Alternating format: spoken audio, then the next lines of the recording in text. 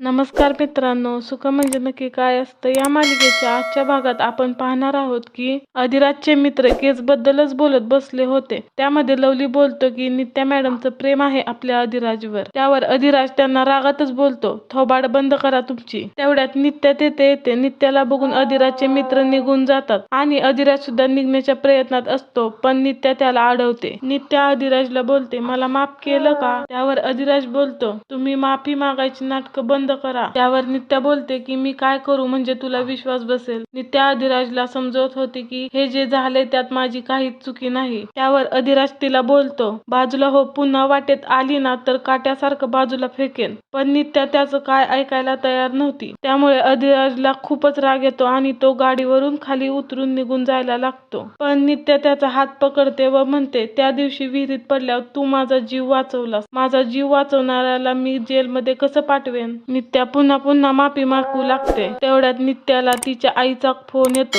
व तिची आई बोलते की ती डोक्यावर बसली आहे माझ्या. तर नित्या बोलते, कोणती? त्यावर तिची आई म्हणते, माझी अमेरिकेची मैत्रीण शालिनी शिर्के पाटील. हे ऐकल्यानंतर नित्या आणि अधिराजला हे नाव कुठेतरी ऐकल्यासारखे वाटायला लागते. तिची आई बोलते की तिला तुझ्यासोबत बोलायचं आहे, ते पण व्हिडिओ कॉलवर. त्यांचा फोन झाल्यानंतर अधिराज नित्याला माफ न करता निघून जातो. नित्या घरी आल्यानंतर ईशान येतो आणि म्हणतो की चल लवकर, व्हिडिओ कॉलची वेळ झालीय. तेवढ्यात नित्या बोलते की मी करते तयारी व्हिडिओ कॉलची. हे झाल्यानंतर ईशान बोलतो की तू का सोडवलं अधिराजला जेलमधून? त्यावर नित्या म्हणते की वेळ आल्यावर तुला सगळं समजेल, विश्वास ठेव माझ्यावर. तर इकडे अधिराज आणि त्यांचे वडील बोलत असतात. वडील म्हणतात की देऊन टाकू जमीन आपण. अधिराज त्यावर बोलतो, आपण पण कमी नाही, भीत नाही आपण कोणाला. अधिराजची आई त्याला समजवत असते की नित्याचा ह्यामध्ये काहीच दोष नाही, त्यांच्यावर नको राग धरू. आईच्या सांगण्यावरून अधिराज तयार होतो नित्याला माफ करण्यासाठी. तिकडे नित्याची व्हिडिओ कॉलची तयारी झालेली असते. नित्याचा आणि तिच्या आईचा व्हिडिओ कॉल चालू असतो. तेवढ्यात अधिराज तिथे येतो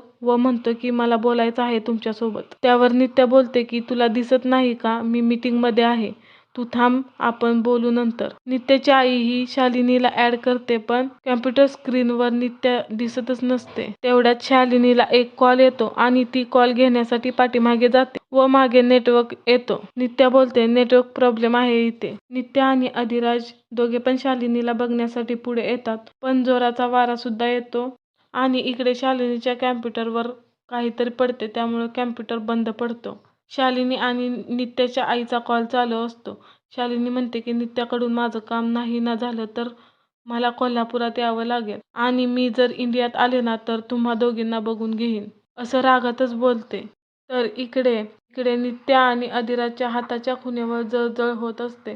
तर लगेच नित्या बोलते की मला माहित आहे की तू मला माफ करशील. पण त्यावर अधिराज बोलतो की ह्या जन्मात तर माफ करणार नाही. माझ्या आईने आग्रह केला तुमचे आभार मानण्यासाठी, म्हणून मी आलो आहे.